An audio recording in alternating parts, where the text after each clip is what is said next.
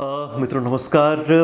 आज हमारी इच्छा हुई कि हम कुरुक्षेत्र में श्री धर्मपाल शास्त्री जी के पास आएं और उनका एक बहुत ही महत्वपूर्ण कार्य है गणना के ऊपर जो उन्होंने कार्य किया है कि किस तरह से संख्याओं से जुड़ी हुई हमारे यहाँ पर समस्त तरह की जानकारियाँ हैं, उनका संग्रह उन्होंने किया है।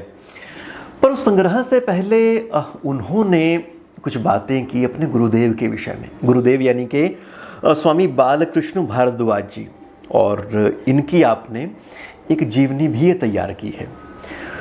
तो श्री बालकृष्ण भारद्वाज जी अपने आप में वैराग्य और ज्ञान की विलक्षण विभूति, मुझे आज पहली दफ़े उनके बारे में पता चला, पर उनके अनेकों ऐसे विद्वान शिष्य हैं जो उनकी परंपरा को धारण किए हुए हैं।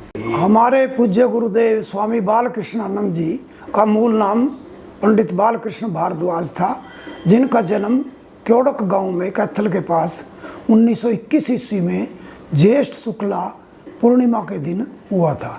अति निर्धनता जिसको हम कल्पना भी नहीं कर सकते, ऐसी इतनी निर्धनता थी उस युग में समय, क्योंकि अकाल पड़ते थे, गरीबी थी, फसलें कम होती थी, भूमिहीन परिवार होने के नाते वो ब्राह्मण संस्कार थे, जिसके कारण वो एक जीवन संघर्षमय था। 15 साल की अवस्था तक उन्होंने अपने जीवन में पशुचारण का कार्य किया। तत्पश्चात वो पिछले जन्मों की कोई ऐसी प्रेरणा हुई कि हरिद्वार चले गए, और हरिद्वार में बस्ती राम की पाठशाला में उन्होंने ब्राह्मण वृत्ति से, जैसे भी ब्राह्मणों के बालक दान के अन्न पर पाठशालाओं में पढ़ते थे, वहाँ उनकी कुशाग्र बुद्धि को देखकर किसी वरिष्ठ शिष्य उन्होंने कहा, छात्र ने, कहता आप इतने कुशाग्र बुद्धि हैं, आप अपना जीवन यहाँ ना बर्बाद करो, आप यहाँ से चले जाओ। तो वो वहाँ से लाहौर के लिए निकल गए। पहले सरस्वती संस्कृत कॉलेज खन्ना में कुछ दिन रहे, वहाँ से महंतों की पिंडोरी धाम में वहाँ गए। अपने युवावस्था की वो बात बताते थे कि मैं इतना साहसी था कि बाढ़ के दिनों में रावी नदी में मैंने छलांग मार दी और 5 किलोमीटर तक उफड़ती हुई नदी में बहता हुआ घूमता फिर मस्ती में वापस आ गया। लाहौर में वो शीतला माता के मंदिर में, हरियाणा के प्राय जितने भी छात्र वहाँ पढ़ने जाते थे, शीतला माता के मंदिर में रहते थे। ब्राह्मण वृत्ति ही वहाँ पर जो दान का अन्न था मिलता था मंदिरों में, वो उनके आजीविका का साधन था। तो कुशाग्र बुद्धि थे, बड़ी सुंदर। पंडित ज्ञानी राम शास्त्री जी अलेवा वाले कवि थे, हिंदी के बहुत गाने बनाते थे। वो उनके सहपाठी रहे, हंसते थे क्योंकि पूज्य गुरुदेव बनाते थे संस्कृत की कविताएं और वो हरियाणा की, तो आपस में मधुर हास्य व्यंग्य में उपालंब में भी बातें करते थे। वो कहते थे क्या तेरी हरियाणवी भाषा। इस प्रकार की वार्ताएं जब उनकी चलती, तो एक दिन वो कहने लगे पंडित जी, कहता भाई आप क्या बनाओ हरियाणा में गीत। तो उन्होंने तुरंत बैठ करके कहता मैंने तिरिया के ऊपर दुनिया में झगड़े मचा करें से, इश्क जाल में सारे फंस जाए, बिड़ले बचे करे से, एक हरियाणवी गीत बनाया। और फिर शिव शंभु सकल सर्वेश्वर सब में सर्व समाया, ज्ञानवान दिन भगवान ध्यान बिन जान सकूं न माया। ऐसे कई गीत उनको सुनाए और वो बड़े विचित्र हैरान रह गए कि भी ये तो संस्कृत का ही नहीं, हिंदी के भी, अपने लौकिक भाषा के भी विद्वान हैं। भृगु संहिता होशियारपुर के एक वो थे पंडित जगन्नाथ शास्त्री, जो आजकल बड़ा प्रसिद्ध परिवार है होशियारपुर का, वो भी उस समय लाहौर में पढ़ते थे। पढ़ते समय उन्होंने देखा कि तो बड़ी अच्छी कविताएं बनाते हैं शास्त्री जी। तो कहने लगे प्रभु शास्त्री जी हमारे इष्ट देव भृगु जी की भी स्तुति बनाओ। तो उन्होंने उस दिन बैठ करके वो भृगु संहिता, भृगु जी महाराज की स्तुति लिखी। तब दिव्यम सुरवंदितम भृगुरिति ख्यातम भुए मुंडले, अष्टक बनाया। पंडित जगन्नाथ जी अपने पुत्रों को कहकर गए कि भाई ये विद्वान जिन्होंने हमारे इष्ट देव की स्तुति लिखी है, आप कभी अगर आपको दर्शन हो जाएं तो इसका स्वागत करना। सौभाग्य से ये लगभग 1990 के लगभग की बातें हैं। तो भृगु कुराली वाले संत जी के यहाँ भृगु संहिता का परिवार भी आया हुआ था।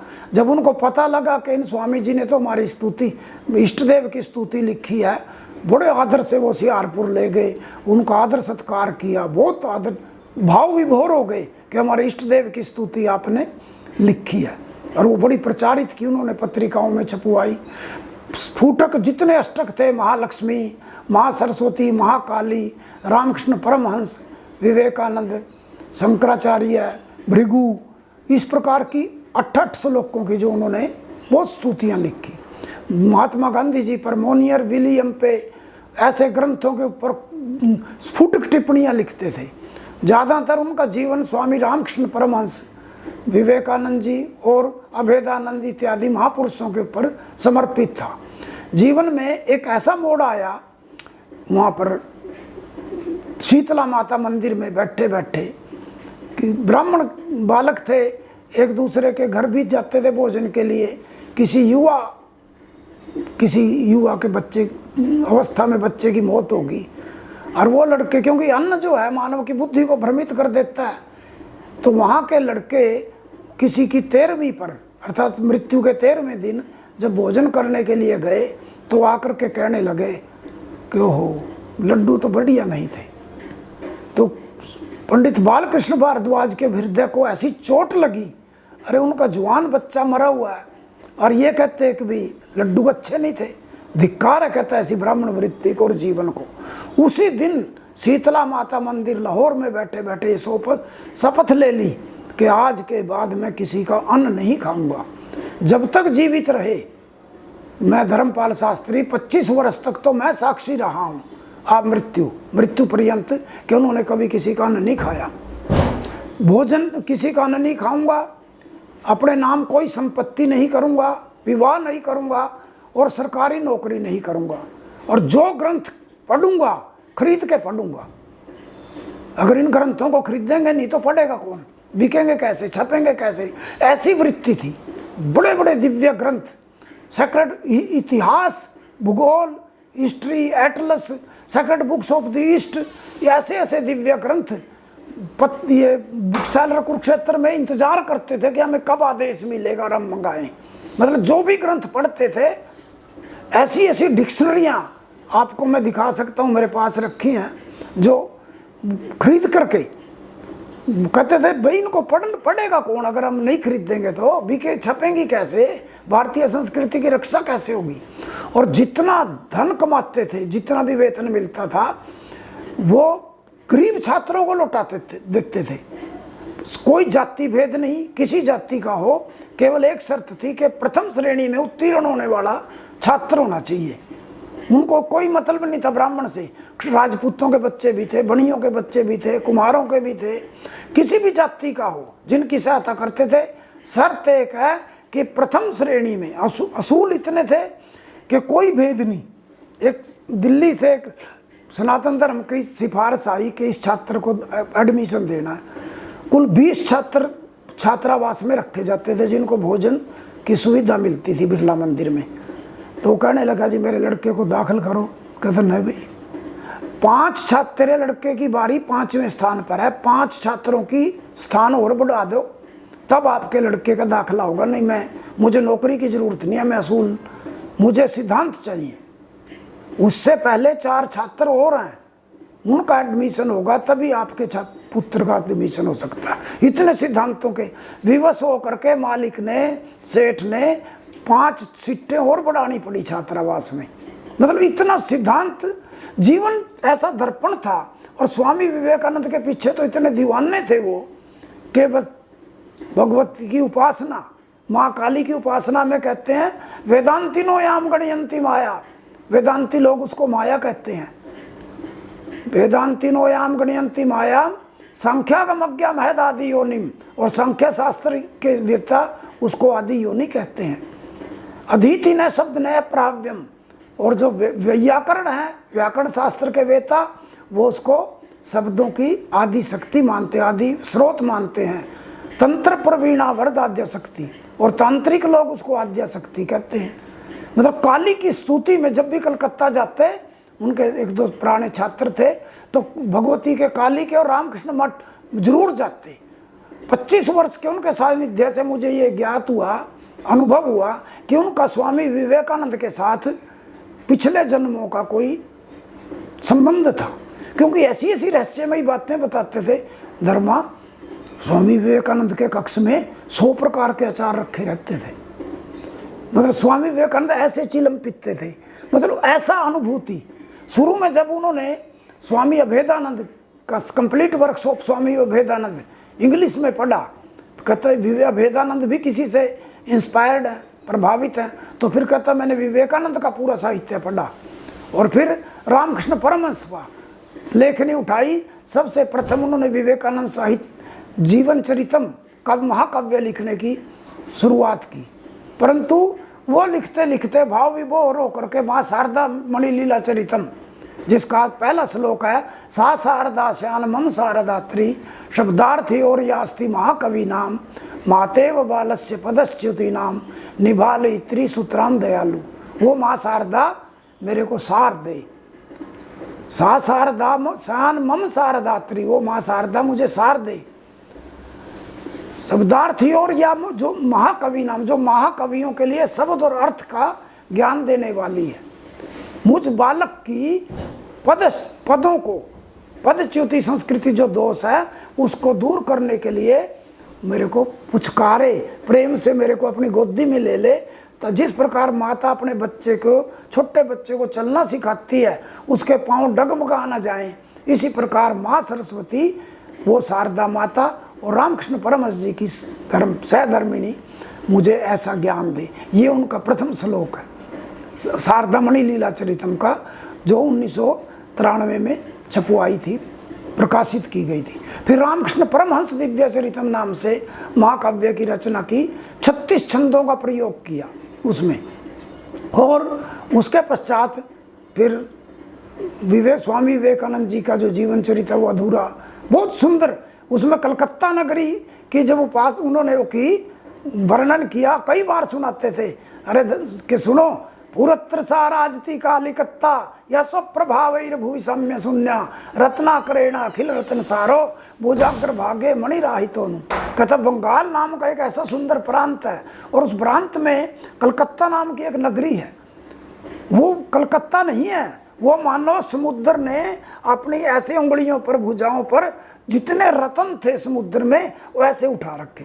पूरत्र साराजती कालिकत्ता, वो कलकत्ता नाम की मैंने नगरी शोभित हो रही है, जो अपने प्रभाव से पृथ्वी पर उसके समान कोई नगरी है ही नहीं।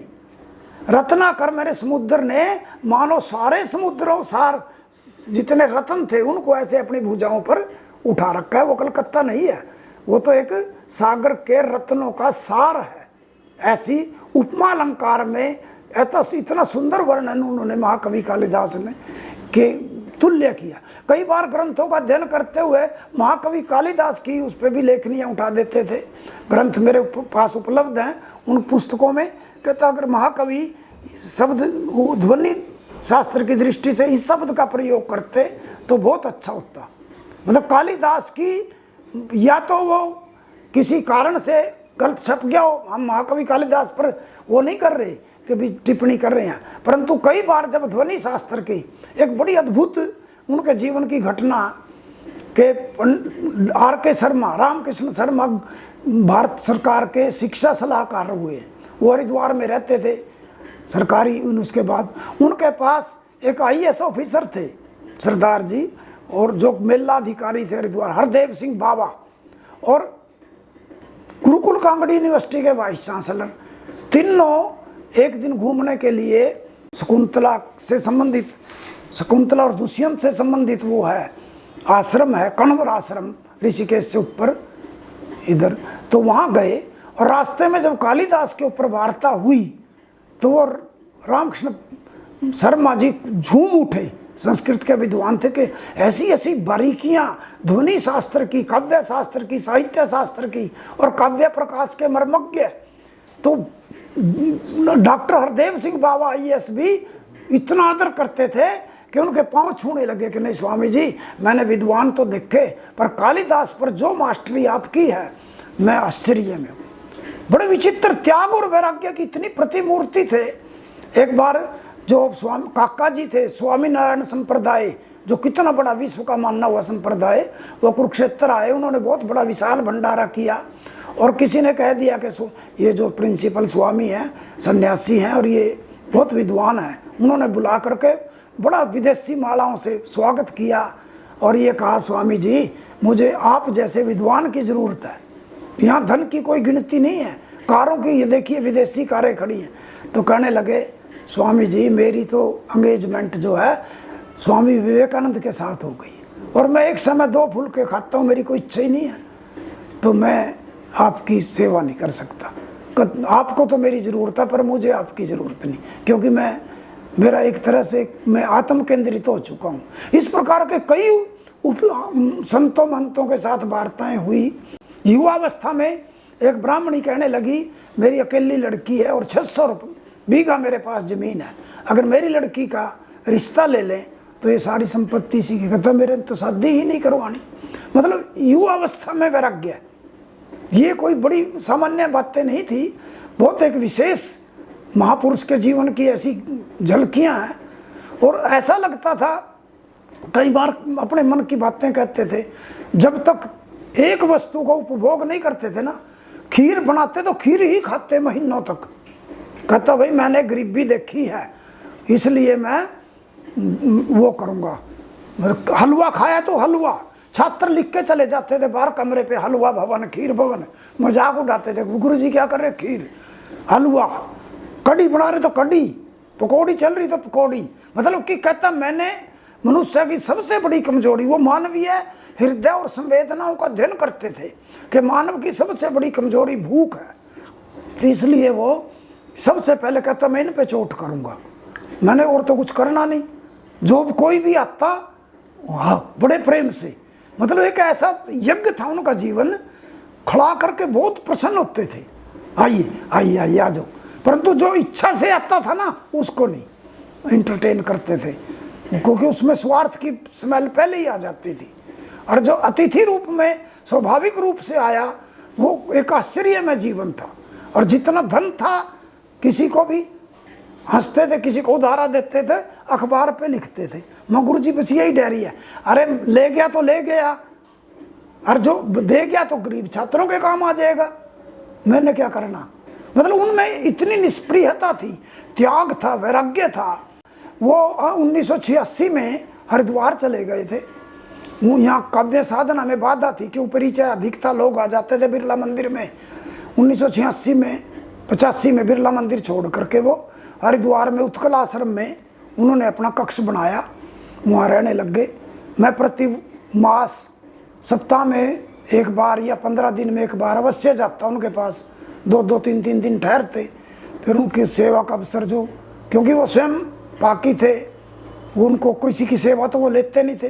सारा दिन काव्य साधना में सभी ग्रंथों की वो उन्होंने रचना करनी, लिखना, त्याग। और निश्चित था, एक दिन का बड़ा आश्चर्य की बात है, भारत माता मंदिर के पास इलाहाबाद बैंक में, पता नहीं ओरिएंटल बैंक ऑफ कॉमर्स था, उसमें चला गया तो मैनेजर से उनको देख करके मैं बाहर खड़ा था, मैं गुरुदेव यूँ किस तरह से, कहता स्वामी जी आप एक ऐसे व्यक्ति हो जो पैसे निकलवाने आते हो बैंक से, और नहीं जितने साधु आते हैं बैंक में पैसा जमा कराने आते हैं, भिखारी जितने टाइप के हैं वो पैसा यहीं छोड़ के मर जाते हैं बैंकों में, निकलवाते नहीं। हरकत आप तो मस्त जीवन जी रहे अपना तो इस प्रकार की हास्य व्यंग्य विनोद किसी भी युवा को भी। कुरुक्षेत्र में एक बार एक संत लगे कहने, कहता रहे स्वामी जी आप इतने विद्वान हैं और आप तो किसी से भी बात कर लेते हो मिल करके। कहता मैं कैदी थोड़ी हूँ स्वामी जी, मैं तो सबसे प्रेम करता हूँ, सबका आदर करता हूँ, मतलब मेरा जीवन अपना अलग है। तो बड़ा मतलब चलते फिरते वेदांत थे, वेदांत शास्त्र की ऐसी सी घुंडियाँ निकाल बातें करते, सभी शास्त्रों पे ऐसा प्रतिदिन 5 से 7 घंटे स्वाध्याय करना ही करना। ऐसा कोई भी जितने भी ग्रंथ मेरे पास उपलब्ध है उनकी एक एक श्लोक पे एक एक पृष्ठ पे लेखनी लगी हुई है कि भाई यहाँ ये गलती है, यहाँ प्रेस में यहाँ गलती होगी, या ये प्रकरण है इस प्रकार। चाहे वो व्याकरण शास्त्र का ग्रंथ हो, चाहे वो महाभारत हो, रामायण हो, भागवत हो, और व्याकरण शास्त्र के लगे रहते थे सतत। जैसे मैंने आपको बताया था कि उन्होंने एक कविता बनाई थी उस समय लाहौर में, शिव शंकर शंभु सकलेश्वर सब में सर्व समाया, ज्ञानमान भगवान ध्यान बिन जान सकूं न माया, कारक करूं कर्म क्रिया कर्म कांड का करता, खगेश्वर खगाधीश ख खंड खलों का घरता, गायन गाता गणेश गिरीश गोपा गंगा मात भरता, घोर घटा घन घोर के घर घने घोष का घरता, काव्य कविता कवि को विद में कल्पित कर दी काया, ज्ञानमान भगवान ध्यान बिन। ये अनुप्रास अलंकार के अंदर उन्होंने कविता बनाई। मतलब बहुत ही साध, पूरा जीवन ही ज्ञान में था। गांधी जी के ऊपर उन्होंने उस समय लिखा था, हिंसा परा कर तुम सलिष्ट सत्याग्रही दुष्ट नयान विनय तुम, दिनाग नोत्ते कटि वस्त्रधारी बापू सदा राज तू मानसे में। कई बार स्वामी विवेकानंद का एग्जाम्पल दे के कहते थे, example is better than precept, don't think I am boasting but I stand before you as a living example of ब्रह्मचर्य।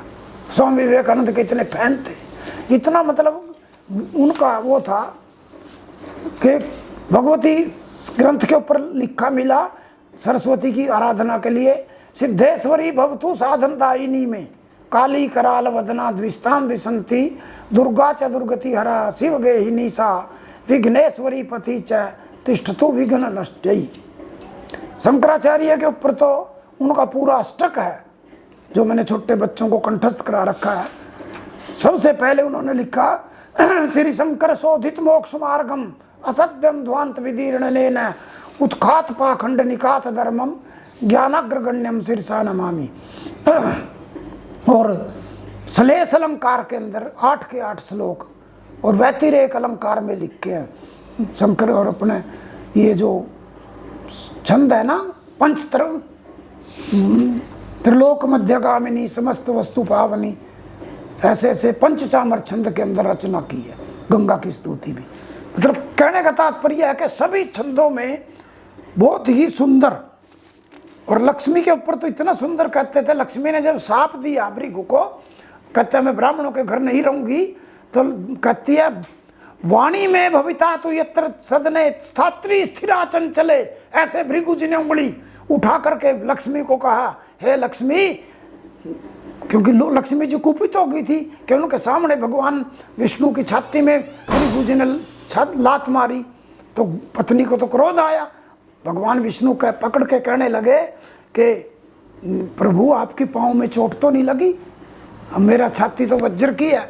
तो कहने लगी, लक्ष्मी कुपित होगी, कहते आप इसको पाँव को पकड़ रहे हो और इसने आपको लात मारी। कहता चल मैं ब्राह्मणों के घर नहीं रहूंगी।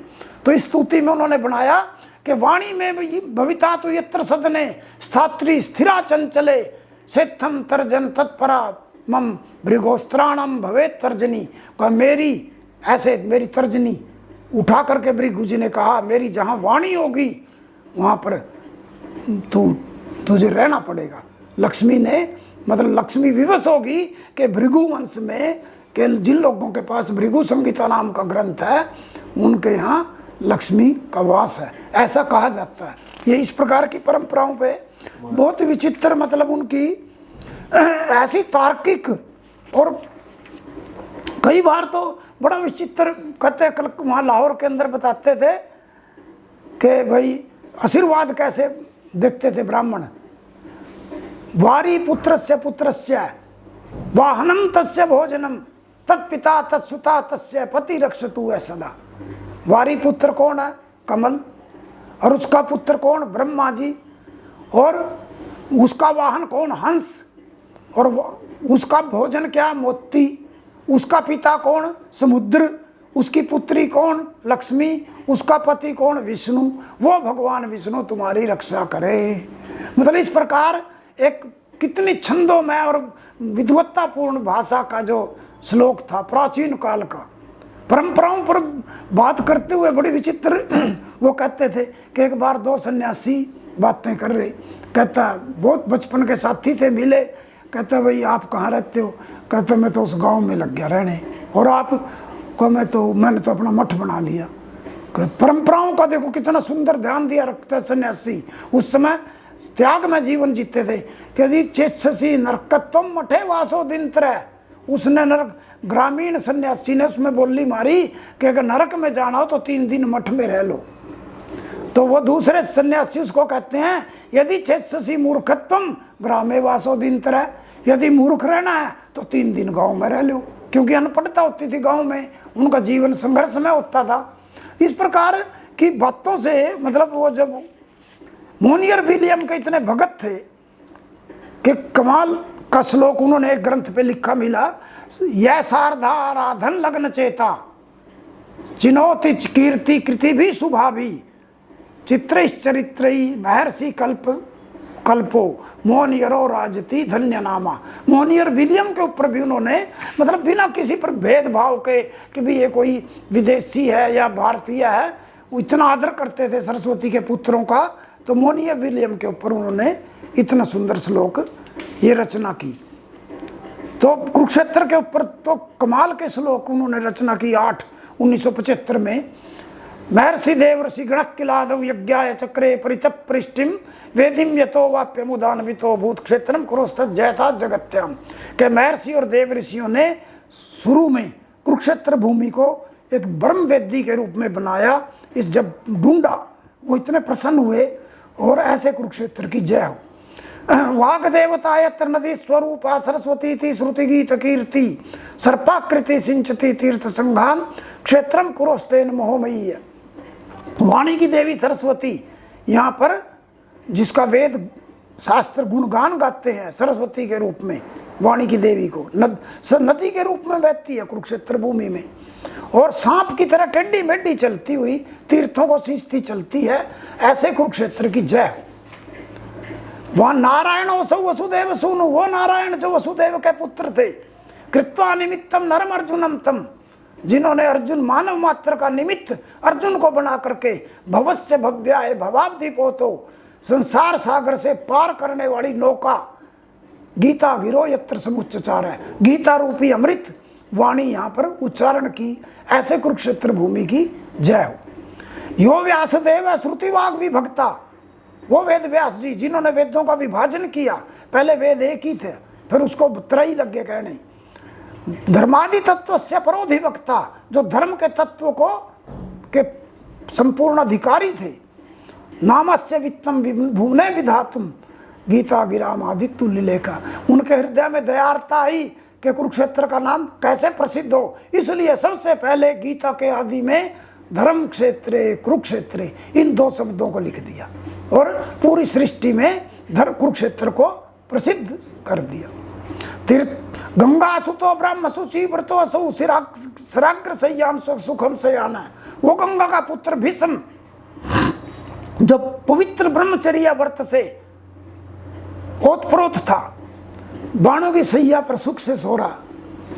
भीष्मो जगौ यत्र सुधर्म तत्वम, सोफा सेट पर गद्दों पर बैठकर तो धर्म की बातें करना बड़ा आसान है, परंतु बाणों की सैया पर बैठ करके विश्व का सबसे पहला एक ऐसा उपदेश ज्ञातव्य है यहाँ पर कि भगवान श्री कृष्ण ने अर्जुन को जो बातें बताई उससे ज़्यादा महाभारत के शांति पर्व में भीष्म पितामह ने युधिष्ठिर को उपदेश दिया। आचार शास्त्र का, व्यवहार शास्त्र का, राजनीति शास्त्र का लगभग 52-53 26 दिन और 26-27 रातें भीष्म पितामह बाणों की सैया पर रहे 53 दिन तक। तो इतने दिन प्रतिदिन युधिष्ठिर जाते और उनसे धर्म का उपदेश लेते थे, क्योंकि उस समय उनके शरीर से जो दुर्योधन का खाया हुआ दूषित अन्न था ना, वो रक्त के रूप में बाहर निकल चुका था। वो बिल्कुल निश्चल प्रेम और दया, आर्द्र, सहानुभूति, जितने भी हम शब्द कह सकते हैं, उनसे ओतप्रोत थे। और उन्होंने महाभारत के शांति पर्व जो है वो भीष्म पितामह को ही समर्पित है। और लौकिक जितने भी ग्रंथ है, जो यन्न भारत है तन्न भारत है, जो महाभारत में नहीं है वो भारत में नहीं है, और जो भारत में नहीं है वो महाभारत में भी नहीं है, ऐसा महाभारत में कहा गया है। तीर्थांकिता यत्र समस्त भूमि मोह निधत्ते न कदापि पादम, जो ये भूमि है ना कुरुक्षेत्र की, ये तीर्थ पग पग पर यहाँ तीर्थ है। यहाँ मोह जो है एक दिन भी पाँव नहीं रख सकता। और कुष्टान मही पे कुरुराप मुक्तिम, राजा कुरु को यहाँ कहते हैं कुरु से मुक्ति मिली थी कुष्ठ रोग से। और हालाम न हाला रसिकसी सेवे, और जो हाला का रसिक शराबी बलराम था ना, उसने 18 दिन जब तक युद्ध हुआ तब तक सूरा का पान नहीं किया, ऐसा महाकवि कालिदास ने वर्णन किया। सत्य प्रियाणाम बलवत्तमानाम दिव्यास्त्र सबस्त्राति समायुतानाम। सत्य प्रिय कौन थे? पांडव। और बलवान अपने बल में घमंड में कौन? कौरव। दिव्यास्त्र शस्त्रों से युक्त जो युद्ध इस भूमि पर हुआ, ऐसे कुरुक्षेत्र की जय हो। और यहाँ पर धर्म का युद्ध हुआ। परात् परम यम परमार्थ विज्ञा सृष्टेर उपादानम निमित्तमाहु सहसारथिर यत्र बुभुव देव क्षेत्राय तस्मै नितराम नमो में। परात् परम, जो परात् पर तत्व को जानने वाले भगवान श्री कृष्ण, और जिन्होंने सृष्टि के, जो स्वयं सृष्टि के उपादान और निमित्त कारण थे, वो स्वयं जिस अर्जुन के सारथी बने, ऐसे कुरुक्षेत्र भूमि की जय हो। इन 8 श्लोकों में इतना सुंदर वर्णन पूज्य गुरुदेव ने किया है। रसिक भी थे, बातें करते थे हम मित्रों के साथ या कई बार। तो काव्य शास्त्र का जो विद्वान होता था वो इस प्रकार भट्टो जी दीक्षित पर काशीकार वामन जी के ऊपर बहुत लिखा। और ग्रंथों के बारे में तो ग्रंथा में शरणम संतु मध्य ग्रंथ साम्य हम ग्रंथा ज्ञान करा संतु ग्रंथा में मोक्षदायी न। इस प्रकार का मतलब ग्रंथों के प्रति तो उनका आकर्षण था। और गीता के विषय में तो वो इतने दीवाने थे कि बहुत पहले ही गीता के ऊपर तो जयंती वाचो भवबंधन छिदो हरि प्रगीता निगमांत निश्चुता, ऐसी दिव्य वाणी गीता की जय हो जो संसार के बंधनों को काटने वाली है। हरि प्रगीता भगवान विष्णु ने जिसको स्वयं गाया है, वेद शास्त्रों का जो निचोड़ है, सुज्ञान भक्ति और कर्म का संगम है, मनोहर भी है और सभी धर्मों का समन्वय भी है। कितना सुंदर श्लोक बनाया। जयंती वाचो भवबंधन छिदो हरि प्रगीता निगमांत निश्चुता सुसंगमा ज्ञान सुभक्ति कर्मणा मनोहरो धर्म विधाम समन्वय। ऐसे अद्भुत झूम उठते थे। मतलब महाकाव्य कवियों की जो परंपरा थी वो, और त्याग और वैराग्य से युक्त उस परंपरा के संवाहक थे पूज्य गुरुदेव।